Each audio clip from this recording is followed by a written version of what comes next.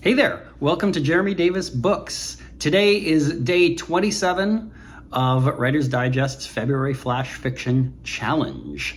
And here is my story. The prompt for today is to write a story about a puzzle.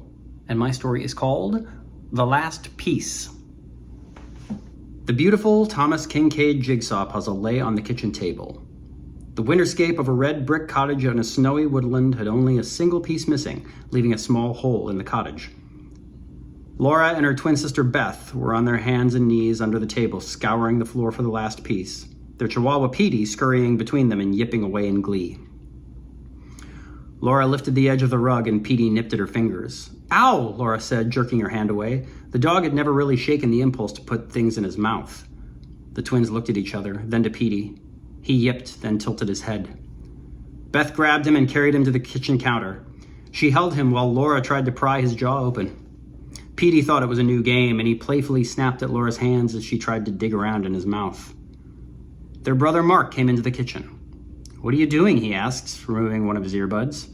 Beth answered while Laura continued to spelunk in Petey's mouth. "The last piece of the puzzle is missing. We think he ate it." Mark went over to the table and looked down at the puzzle. He reached into his pocket, produced the missing piece, and slipped it in, completing the cottage and the puzzle. Laura, Beth, and Petey stared at him with their mouths open. "What the?" Laura said. "It's so satisfying to get that last piece, isn't it?" Mark said. He put his earbud back in and sauntered out of the kitchen.